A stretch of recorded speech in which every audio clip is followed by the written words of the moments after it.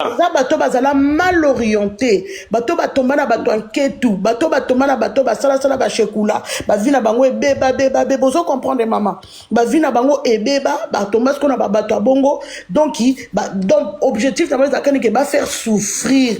Ba misusu ba ebele ba ya ba poto ba koma ki ba babysitter. Ozo comprendre. Ko garder bana bandeko na bango parce que yaya to ke ko sala. Olo conseiller le ki na yo, asala moi formation, asala non. Ozo comprend. C'est-à-dire comment il a poto Congolais ce qu'on bandi ko yo yebi bango bien o uti na o na 4 millions wana. O yebi bango bien. Congolais mingi balingi na bango ba formation te ya. Congolais mingi balingi ba continuer parce que belé ba infirmière pe ba ya ba koma ba caissière. Et belé ba médecin ba ya ba koma bango ba échafaudage. Ozo comprend. Parce que ils sont tombés sur des personnes ba orienté bango mabé. Mais moi je veux juste te dire que tu as tout à fait raison maman. Mais il y a plusieurs situations. Donc, voilà raison. Quelque part, voilà raison. Si, maman Charlène. Aussi, si. Assis ici. Quelque part. Attends, micro brisque. Oui, maman Nassil ici. Excuse-moi, je ne t'ai pas prévenu. D'accord. Botika pe papa Ken na papa Félix Baloba na maman Fala love. Ba Congolais. Papa Félicia Loba na o. Papa Ken na mtandao. Gloria, bonjour. Bonjour papa. Bonjour ma papa. Feliciano. Contribution nangai par rapport à l'intégration. Papa Félicia zela likambo elekanga te bato boseka papa Félicia zela par Feliciano ndoya maman na mene félicité bato boseka Charlène bobi aya poto na 2 ans ba français bien te ce qu'on fait congolais binope. Ah mais moi je parle très bien français hein. Ah non là si je commence à parler notre français des wesh vous allez même pas me reconnaître. Si je commence à parler le français à bureau vous allez pas me reconnaître. Si je commence à parler les français ivoiriens étrangers vous allez pas me reconnaître. Donc en fait je gère ma langue, en fait. Donc à un moment donné, quand vous avez envie de parler, de critiquer, en fait, il faut bien connaître la personne. J'ai un très bon niveau intellectuel, ne vous inquiétez pas. Si j'ai envie de parler le lingala, là parce que c'est un live congolais, c'est pour ça que je parle très bien lingala. Vous voyez, donc je m'adapte en fait à la situation, au live en fait. N'importe quoi. Oh, n'importe quoi pour toi parce que toi et moi on n'a pas le même niveau intellectuel. Monsieur Babi, Gloria, si seulement on met les caméras ici, on prend une feuille et un stylo, je pense pas qu'en orthographe tu vas y arriver mon frère. Donc calm down. Ma classe il est sous. Gloria, moi je m'en bloqué. Bon bah c'est qu'il va commenter bah bazolo ba français ma bé. Il y a eu un mot qu'on aime tout sali bongo. Moi ba commentaire Gloria msou foti kano kaka. On a sali ni nango. Gloria sali ni nango. Non. On a ça le logo est grave c'est moment que tant qu'on va enfin la mati hey voilà maman batu bazolo bana se azolo ba français Charlène azali kola zo kanga bazolo bana se mona dia poto na 2 ans ba français ndambo skonga na sa ngwa bande ko mona Gloria siko maglo bonga ici comme na ko nyata lingala makasi go ngape na koli azali plus de 30 ans na poto on va dire quoi alors? On va dire quoi? Nous ici, on parle le lingala, on mélange, même ma fille, mes enfants. Je parle lingala à la maison. Pour choquer kutu batu makasi, maglo ici na loba, pour choquer batu ce qu'on a yé moi na mukie makasi na koli na famille d'accueil pas mindele de l'âge de 11 ans jusqu'à oui mais déjà âge à 8 ans ils ont mukie donc na koli pas mindele de l'âge de 11 ans jusqu'à mes 21 ans mais non ni atalingala makasi. Pour moi c'est une fierté. Pour moi, c'est une fierté de parler ma langue. Bien makasi boye. Pour moi, c'est une fierté makasi. Ce qu'on a monté pour que comme ça va en fait. Gloria, on a ya moi. Naya déjà. Oya poto la moi. Maman to e bébé la libubu. Oya poto la moi. Les gens pensent que Congolais c'est un peu compliqué. Les gens pensent que sommes poto follow baka France. Bon sommes tafana na Hollande. Avant d'aller en Belgique, on t'a ba flamand, on t'a ba on t'a fait dans Allemagne, follow baka France. Hollande, poto ega France cité. Oh, il y a un lobby quand même to bande ko seka Charlène. Papa Félicia. Papa Félicia son nom loba news ta ko sekate maramba ba français comme ya o somto aida 2 ans ba français mabe o en erreur Je te jure, distraction, passons à l'autre personne. Moto oyo aye na âge moko e français te azoloba français to oyo aye mwana moke à côté il faut boye beza na français to sola la ndako na français à ba longues études eza différent. Charles aloba français bureau français ba wesh aloba français classe. Il y a le français, il y a le français professionnel. Voilà. Tu parles avec ton patron. Il y a le français de cité où nous on parle de ouais, je pense que Black connaît. Est-ce qu'il y a un dictionnaire français? Il y a les français, il y a les français professionnels. Mais ça le la lingala Bonjour Papa Bilengi tika Charles comme tu papa Félicien. Papa Félicien no loba non. Il y a un français professionnel, c'est normal. Bien sûr. Français professionnel, exact. Français, il y a Papa Bilengi tika Papa Félicien loba. Charles la salle na France travail. France travail au tient montaï pour français te. Azwa chance ya poto avant botika s'il te plaît. Aya photo na 2 ans yo photo na kikoko ndimo c'est na moninga. Papa Félicien no loba. Et na beba il y a un mois. Ouais.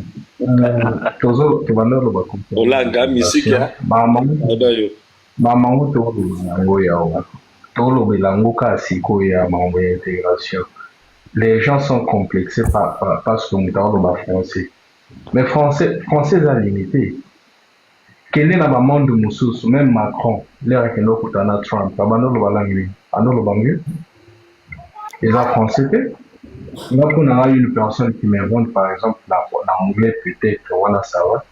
Dans la communauté Moussous ou soit dans la entreprise multi communautaire ou race bazaï les matouba français matouba anglais et peu importe accent n'a eu anglais ils a que au passer message et en anglais technique oui maintenant instrument en anglais instrument en anglais et c'est tout la langue est complexe et comme complexe c'est pas congolais mais quelle communauté a honte ouais Gloria au moins il sont à Kala.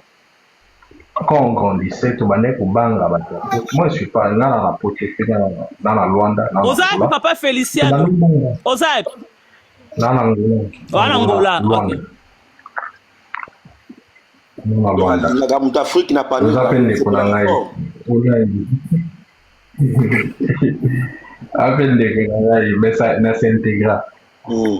Na biboy par rapport à nakala tubano banga la photo par rapport il y a comportement na bango et intégration na bango parce que bazo vivre na bato baza civilisé munene les natures baza civilisé mamneni oso vous allez comprendre que munene kana Angola ko vivre na ba portugais ba mindele te yangwana ne no yo pour que portugais à européen ou bien côté portugais à européen ou bien côté portugais à européen toko matina point wana ce que communauté na biso ya mikolo oyo surtout vague ya bato baotokende bayokutana lisusu na ba vague ya bato babande kobombana mpona kala réseaux sociaux ezalaka te tobande koyeba baréalité ya bato mosusu na poto te mais sikoyo tokomona réalité ya bato mosusu na poto moto awuti poto naza lokola moto moko bo awuti na mosusu na yolo langage na ye non tozolela par rapport à l'éducation Non, mais non, ta bouche, hein, tu ne veux pas laisser Félicien parler. Franchement, c'est une dinguerie, hein, c'est une dinguerie, frère. T'es pas, laisse-lui parler, en fait, t'es là en train de lui couper, mec, laisse-lui parler. Maman Toloba, intégration, éducation, Mouninga Zoloba, Mouninga la parole, Zokatai.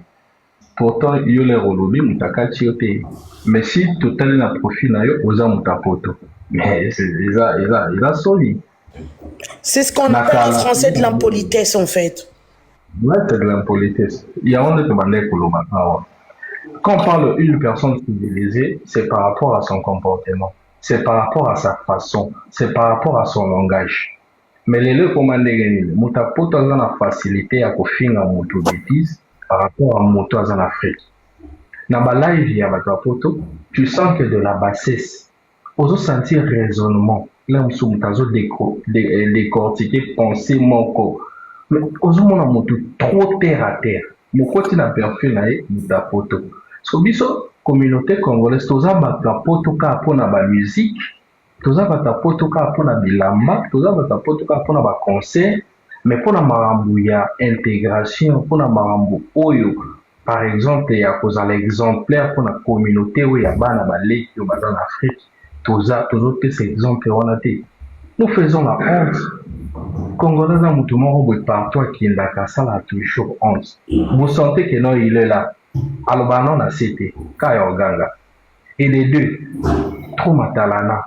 Tu veux exposer toute ta vie sur Facebook pour tout ça la ligne. Et il y a encore une histoire aussi au Nanyana ce soir. Le travail, intégration et le travail, ça dépend, il y a vision à moto. Il y a un sous la vision, il y a l'air à commun en France, à cause de l'air à s'intégrer par exemple, à cause par exemple, environment, ou par exemple, à cause de par exemple, formation maboué, ou à cause de la ligado, l'air sous la pétrole. La sens wana. Et quand tu arrives en Europe, la couture là musu sozo sala échafaudage tozo sala par exemple na boulangerie. Nga na idée na ngai na kokindi kana oyo idée na za na wana. Parce que quand j'arrive na za na perfil na ngai na yebi que non na CV na ngai par exemple na cha par exemple na cha quality service par exemple. Ce n'a comme poto na continuer kana idée o ngana zanango et que ndeko o na musu na yo kuta na yi akomo changa ba pression ke na ke bobeta kayo na musu na kobeta e kozala différent na kayo na biso punga kayo na ngai na zotala mondo no o le musu na koleli loka biso na ngola to koleli na monde ya pétrole et na monde ya pétrole na yebi que non naza tozana communauté o eza ba-africain baza ba-européen baza ba-asiatique baza et bamisala na biso ezalaka international nakolongwa na ke France na osala na kosala c'est parce que nayebi que par exemple pipeline na France eza nayebi que drilling na France eza et so na kosala formation par rapport à la vision oyo na bango c'est un peu ça. C'est ce que j'allais dire comme contribution. C'est un peu ça. Merci beaucoup, Papa Félicien. Tout tapoter, s'il vous plaît. Tout tapoter. Papa Patrick. Oui. Moi, je travaille.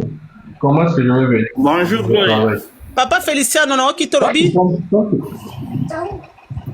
Non, commentaire mon quoi le bawana poto yango koyaka mais c'est pas tout le monde dans la vision poto quand on a perfil non moi je travaille non mais calcule pas c'est des idiots papa tika na osano pétrole c'est des idiots. Bonjour Gloria leki nanga Gloria bonjour papa Patrick leki nanga qui ça Gloria oui yaya na bien très bien tu n'as pas si comme nanga oebi qui na sa grand frère non. Ah, d'accord. Vraiment, intervention, Gloria, c'est vraiment pertinente. Hein? Ouais. Rapport à la formation de Yolobaki. Parce que il y a un problème dans la communauté, ce qui fait que Ertoyaka, tu es vraiment mal orienté, pour la plupart. Au moins, par exemple, en Afrique, il a occupé un poste très important. Akoya, première chose, de qu'on a vu sur Tokuta en Bango, déjà à partir Yangunda déjà tout est à fossé makambo ebe baka déjà partir wana zela ya Patrick dans bokata voilà ngai ah ya Patrick ozo bibi misalo kwa mutu mususu oh grand frère nangai au moins oh Zande ya Patrick boni boko voilà je présente c'est grand frère écoutez aza oncle nanga.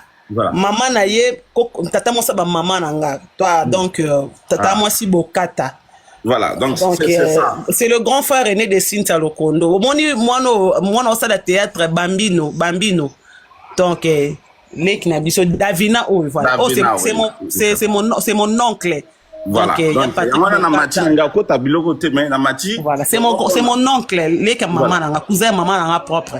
Ah, na mati vraiment pour la Papa Patrick, sois la bienvenue dans TikTok, le monde de taré. Oui, voilà, monde de taré. Voilà. Alors, moi, intervention, on a soutenir la formation. Vraiment, il faut que conseiller à bande ceux qui baillent à un poto, ça la formation qualifiante. Aucune ça échafaudage, peinture, je sais pas quoi que ce soit, mais cherche-toi une qualification. Parce que qualification, elle peut permettre que un jour, on se retrouve aux hommes, ça là, il y a bien. Parce que au moins, Europe de Tozo Kende, lobby, roumain, tobele, okuta na bango. Mais babanda plus que ça bateau baza na formation qualifiante ba la privilégié que ceux que la formation té netinga ya no awa ernaye effectivement nazaki aussi mal orienté mais na ko boule lelo na comme éducateur spécialisé je sais que batobele ba éducateur spécialisé 3 ans de formation et au moins que osa il y a pas de ce métier hein, je répète mais vraiment il faut tous insister formation. Non, quand on commence à vivre Maël Babota Makanango, mais occupé que Bota Manamaël est mal orienté au monde au bébé Samaël. Et alors, qui bagage Babota Makanango, bagage. Voilà, bagage Babota Makanango, mais il faut qu'on nourrir bagage, tu vois. Surtout comme la poto, vraiment, il faut insister vraiment qu'on ait d'Arabandeko, bah ça la formation, c'est vraiment très important. Moi, je pense que je m'arrête là. C'est ça. D'accord, il y a Patrick. D'accord, il y a Patrick. Maman Gloria, la oui, maman. Mutu andaka loba excusez nga na kati bino 2 secondes. Oh ma papa Patrick alobi tout à fait na pesi raison. Ils a très important pour ça la formation. Au moni na chaque travail tout ça la ka soko yo salé en formation. Oh j'ai un diplôme et aux avantages ya salaire. C'est ça. Ouais, parce que oye biango. Au moni ngai na il y a 2 ans na testaki métier moko na comme titrice so na yebisi bino na za otanga boyo kanga mama na bino mawa mais nazwaki diplôme là na côté na ndako bana bakoso ba cadre mbala mo ba cadre donc au moins à partir à wana lazala nga kalaté na retraite yango na sala ki yango na donner juste savoir faire nanga o société française et pesinga chance na nina kota la retraite na tika savoir faire wana. Donc l'air va passer un entretien va bien pourquoi zo musala musalo na bila ba on a sali musala trop donc il a commis vers la fin objectif na ya vie na ningina tika savoir faire nanga na ba future génération pour na chance onga na zui na France oyebi ke basola batalanga calme donc entretien ya vidéo aba au filmer yo batalanga calme donc la bimaka la kati ya voiture tout démarrer te ba répondre ngai ki ba zwinga donc nazaka tutrice je forme plus les immigrés parce que on a nga ki ba immigré ba to na ba yebi langue te nazala par rapport à formation na ngai ko ba langue te na ko former na nazala ba gestion de reformer tout ça et puis ndenge na zone isusu il faut que ça la formation ngaka na lobaki na bana mingi na réseaux sociaux oya ningi azala na parcours moko ya nini abenganga parce que mon mari, il a fui le directeur de le comment Maison France Travail. Donc, mais comment France Travail? Il était directeur pendant 42 ans. Donc, à côté de la retraite, parfois, quand on intervient à ceux qui tout conseil, à côté de la réseau, mais na ningaka, azala mutu ya réseau vraiment te. Na lobaka ngo mwana azala besoin ya formation akoko pesi kobenga apesi akomeninga na message la TikTok abengi ayebisi nini ya koyebisa ye orientation na oui akoyebisa ye ba orientation na aide nini akozala nango akofungole mwa ba porte ebele quoi. Problème na biso ba congolais na mboko tokutanaka toninga ko partager réussite na biso na baninga te, ce qui est triste. Mutu sera yebi par merci maman. Merci. Parcours d'ailleurs à Bobiango, ok, bénédiction aux ezali la vie, parce que je suis quand même de la religion musulmane, c'est apprendre à partager, à faire du bien. Pour la papa bilingue, tu as une vidéo tout mono. Pour la gars, ils ont la grâce moi au salanté parce que na yebi que natika bato belé naza na ba carte postale ya ba remerciement nazokala ndako ya bato muso na bosala bango pasaka live moko boye na ba maître Blacos ezaki pas succès na 2016 2015 par là to passer live moko boye tout ça maître Blacos appelle ça idée moko boye alobi que non na communauté na biso papa bilenko tapote toza likolo na communauté na biso congolaise nanu ye nanu amona association te ke o ba aider bato baza na mikanda te bato bana ba difficulté ba loyer ba logement et tout ça bato bana ba difficulté boyer tout ça même pas coûte même na association il y a aide alimentaire pour na ba congolais alors que lui quand tu regardes dans les autres na ba autres cultures ba pays mususu baza na ba association ana ozo permettre bande kona bango bazo utana bamboka ba ya ozo vous voyez en fait live et katana na vanda vraiment boy mère gloria non réfléchir na kota na compte nanga na compte bancaire na habité il faut idée au maître Blacos à lobby na réfléchir encore mère gloria na zoa 5 mois il y a réflexion 5 mois na bandi ko sala ba recherche na entourage na ngai na komi oluka ba avocate na komi oluka ba juriste na komi oluka ba bénévole na komi oluka titi na ko rassembler on était au moins une équipe de 24 personnes comme ça 27 personnes j'ai loué un local n'habite sur le local loué ça numéro 35 wana na porte de Paris je suis allé là-bas na loué en province oui na loué local où j'ai rassemblé mes frères et sœurs on a commencé la réunion j'ai expliqué les pour et les contre comment on pouvait faire et tout ça on a créé une association Mère Gloria association Anna c'était vraiment pour but aider d'abord bande qu'on a besoin de difficulté mukanda deuxième chose aider ba o ba na difficulté ya ba logement na ba foyer ba problème vraiment que tout ba foyer deuxièmement aider ba ndeko na biso oyo bazo uta na mboka oyo baza na biloko ya kolia te. Voilà, et tout ça, on avait une équipe de bénévoles au Bazaki Kokende, net na porte de la chapelle, où aller, voilà, à Saint-Denis, tout ça et tout, donner à manger, café, tout ça, lait. On a créé l'association, Pesibiso, Nani, il y a certificat, tout ça et tout. J'ai écrit un peu dans les hôpitaux, na komeli na hôpitaux, na komeli na ba monsieur les maires. J'ai écrit aussi dans la ville où on avait créé l'association. J'ai écrit, j'ai expliqué tout ça et tout. On a été réussi, Mère Gloria. Tobanda association bien, assez pela, association Sali Ena. Et Tokokisi Mama Kambo, association. On nous avait donné une aide financière. Il faut bien savoir qu'on nous avait donné une aide financière. Les hôpitaux nous ont fourni quand même des médicaments, beaucoup de choses, tout ça. On a quand même été bien reçus, on avait bien commencé. Et Kessi et Komipe Kocha, Tokomi Kocha Mbongo. Déjà, moi déjà, au premier truc qu'on avait déjà fait déjà avec les collaborateurs, les associés, tout ça et tout, on mettait déjà de l'argent déjà dans la poche Nabiso. Plus l'argent qu'on nous avait financé, on continue à caisse. Dans un groupe, il y a toujours un sorcier. Naba Congolais, Ndokiazanga Kate. Ndokiazanga Kate. Maman Gloria, on a mis l'argent, Tokomi pe kosumba babiloko, Tokomi pe ko aider, bazupe mikanda. On a payé même les timbres fiscaux pour les gens qui ne pouvaient pas payer les timbres.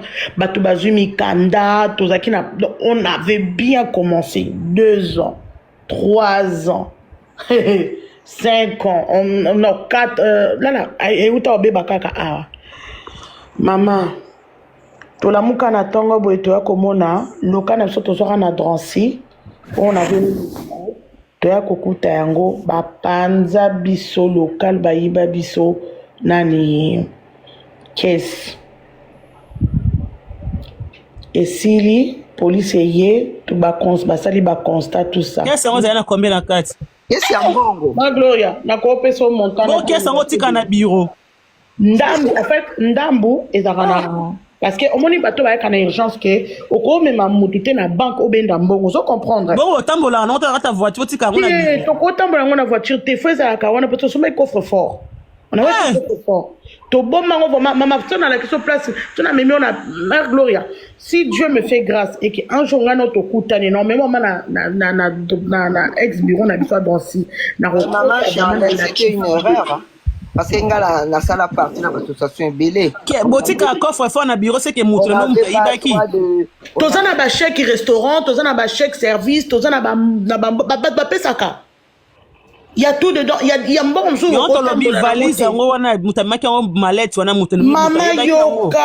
Yoka, Maman Gloria. Et que Toya police peut constater, bah mon peut que coffre fort. Nzoka, il y avait deux ou trois personnes autozaki na bango en partenariat, les collaborateurs, bah monta vraiment eloko donc bah faire comme ça on kezaki cambriolage. Nzoka bango to ba yiba kabiso coffre wana. Ba yibi biso yango ba ke ba partage c'est après 2-3 mois de mutu police qui ko découvrir que non c'est eux ba ngonde mutu ba yibaki ba ninga otozaki na ndenge mabete Charlène et c'est qui combien na kadi ah merde na kolo ba noté ba 20 000 na kolo ba noté en tout cas mbongo ezaki mbongo Mère Gloria et si obi ke bande ko to nyato continuer ba baya na bango. Oh non, Jenny, regarde les Congolais, quand on commence comme ça, on est resté que deux. Après, on a la Koboma association. Mais non, on fait quelque chose de bien pour nos frères et sœurs. Pourquoi dans les autres communautés, ils n'ont pas ce problème-là? Pourquoi dans les autres communautés, ils sont unis, ils sont soudés? Pourquoi seulement chez nous, quand on commence quelque chose, ça finit toujours par ou soit se faire trahir, ou soit on se tue, on se tape dessus, ou soit on se tue. Moi, j'ai jamais compris la communauté. Excusez-moi, maman, s'il vous plaît. Excuse-moi, pardon, papa. Moi, j'ai jamais compris la communauté congolaise. Pourquoi c'est une mention, parce que je suis au travail, donc je montais plus vraiment votre idée qui vous êtes en train de parler, vraiment, ezali kitoko makasi. Tant que ça vraiment. Ba conseil yo zoko loba nga nazali formateur na AFA donc makamuta boyo bozo loba na lobela ngo tout le temps na ba live ba congolais biso ba congolais to linga rango pendate vraiment temps na yo kibino boza ko lobo makambo yo donc epesi ngai vraiment esengo moko ya makasi oyebi tangu tozo loba Makambu neti association, il y en a beaucoup des associations où ils sont sérieux. Donc il y en a beaucoup de Congolais basali pe association où ils sont sérieux. Au monde qui est tango zobeta au banda qui bien na il solo zobeta une association où ils sont vraiment entier makamuna mais ça c'est comme une entreprise. Bakendaka comme on a comptable, ba monaka et ba fongola compte na banque ou na poste. On avait un comptable, on avait tout, on était une équipe de 26, papa, 26 personnes. Donc tout était bien équipé. Moi, au cookie jamais, ngata nazolobano, nazali chef d'entreprise, hein? Donc je peux pas accepter bablo comme sous bozoloba, oyo torome mabatu na boulou yiki, tu comprends? Donc on peut pas netinga nazui nini na sombi caisse moko na kiko tiango na kata entreprise na biso mais ata ba employé nanga bako ya ko yiba yango basala ke compte ezali compte professionnel pe tangoza association oza na compte professionnel oyo mbongo l'état akobana ko pesa yo ba mbongo nga naza membre ya ba association ebele na Strasbourg, nous sommes membres, tous en andeko na biso mo Calva, soka zo yo kanga na Strasbourg, tout ça m'a comme belé. Parce que eloko wana ifanda pena na ndenge esengeli. Tu vois, na za susu na Francine bongo azarape kaka na kati ya ba TikTok, maman moko ka ya biso ba congolais, azape na association. Et futa kambongo pe et na Congo. Tu vois? Mais ce n'est pas des associations qui sont non. Une association, et déjà, une association dans la France, awa. Si vous faites des solo, binope boza ba salarié na kati. Parce que tant au monde, on a C'est exactement ça. Papa Robert, en fait, c'est que tu m'as pas entendu au début. Je te dis que on a un compte, Tozaki n'a compte bancaire, mais on avait quand même notre coffre-fort au mbongo. Parce que pourquoi? Parce que Moutako Yaboy, Abiso, ah mère, on a rendez-vous na préfecture, on avait les chèques services, on avait, en fait, tout ce que l'État nous donnait, ndambu Tozaki ko garda na compte. En fait, mbongo à l'été, zako les kana compte, ndambu o biso Tozaki kocha. Papa, en fait, tu vois, papa. Donc, moi je continue. Hein. Donc, en fait, ne vous étonnez pas que Mbongo Ndambo est en accord. Maman Charlène, Babi, on est non, pas du tout. Maman Gloria, même la base que Moutaye na urgence. C'était vraiment que le cas d'urgence. Oh, Batubana Mbongo te. Moutalo bano que, eh, ngana na tembre te, ngana na loko bote, ngana sa bote. Mamoko, totindi Moutou, ake accompagner Moutouana, bastali liye kosnaye. Excusez-moi, pardon, papa Francis, pardon, excusez-moi, bozo katanga, ou matika est-ce qu'on est en peine à l'obité, pardon, vraiment, tiki même 3 personnes, bakatinga. Nalo bakana maman Charlène. En fait, moi, je suis un peu, étonnée, un peu choquée, pourquoi? Parce que, à t'attendre de dire ça, je me dis, pour une personne qui a travaillé à Pôle emploi, à France Travail, tu t'es mal organisé, parce que tu sais très bien que même ici, au Salaka. À Pôle emploi, ma chérie. Oui, c'est pas grave, mais on le sait très bien, même si tu travailles pas, on le sait très bien, à n'importe quel endroit quand tu y vas, tu demandes de l'aide, normalement, ça prend du temps. Donc ça veut dire quoi? Vous vous mettez ensemble, vous prenez la décision, et vous décidez de donner de l'argent. Moutunyo Sataï na gala andene et la pas assistance sociale. N'était son dans le bambé mama gloire. Non, tu parles très bien. Voilà. Voilà. Quand tu vas demander de l'aide à n'importe quel endroit. Mama Black, olo bama beto babia ngaku na kenda na kutana mestaka na kutana monsieur le maire a commis na bisuzana Christelle na solo linaye. Atindi nga pa ba assistant. Ba assistant ba bi mo e ba sa de atindi na kepa na kena CCS. C'est tinga so ba assistant. Tant on a pétende directrice moi ça a commis lettre. Ati pa ba assistant le kana na rendez-vous na septembre, bah, il faut que l'assistant en septembre a traité dossier à aide dans le CCS. Voilà. Et des fois même, tu vas voir, ça va prendre 1 ou 2 semaines. En fait, moi, je pense que aux alaki na idée, non, il y a qui toko makasi, mais sauf que l'organisation, les alaki un peu côté, on a un peu moins boité, en fait. Non, parce que, et si comme bon, les alliés, et si comme, pardon, papa Francis. S'il te plaît, accorde-moi 30 secondes. Ils aura partout, même dans l'État, même dans le Congo. Quand il y a certaines, même c'est comme tu sais qu'il veut voyager en urgence. Il y a certaines mots dans l'État et la traçabilité et bima après pouvoir retracer après. Donc c'est normal. Je suis désolé, papa Francis, là on parle pas de la présidence, là on parle d'une association qui se retrouve en Europe. Donc ça veut dire quoi? Ça veut dire qu'il y a toute une organisation. Parce qu'on ne peut pas. Attends, papa. Oui, papa.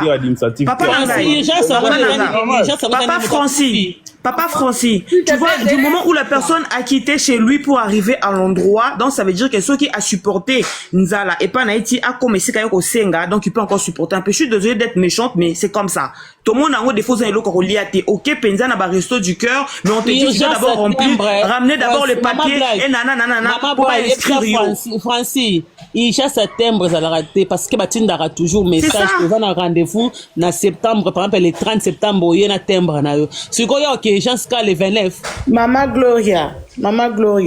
Oui, maman Charles. Maman Black Alobi, manque d'organisation, elle a raison.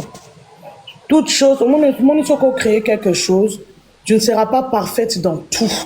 Tu ne feras pas les choses, comment te dire, dans tout. On était une équipe de 27 personnes. 27 personnes. C'est-à-dire que je ne faisais pas tout toute seule. Et je me suis jamais considéré l'icolo yaba ndekonanga. Parce que pour nous, tout était clair. Maman Charlène, vous avez qui mal organisé. Maman Charlène. Maman Gloria. Maman Charlène. Je suis d'accord. Maman Rita, attendez, maman Rita. Je suis tout à fait d'accord avec vous. C'est des grosses failles. Vous comprenez? Si c'était à refaire, j'allais pas refaire la même chose. Vous comprenez? Quand les gens disent que urgence en gros, il y a baptême, tu es bien que Bissonion surtout, la plupart de personnes, à cause d'un rendez-vous dans 2 mois, dans 3 mois, arroser la caca qui est 1 semaine avant rendez-vous, à commis qu'on ranger ma dossier, 1 semaine avant. Moi, je dis pas tout le monde. Quand je parle comme ça, je sais de quoi je parle. Mais, J'ai eu beaucoup de gens, on a rencontré beaucoup de gens qui étaient vraiment en difficulté. Difficulté n'a qu'au foot à loyer, n'a qu'au dans un timbre, dans un aélo quoi, on en a rencontré beaucoup.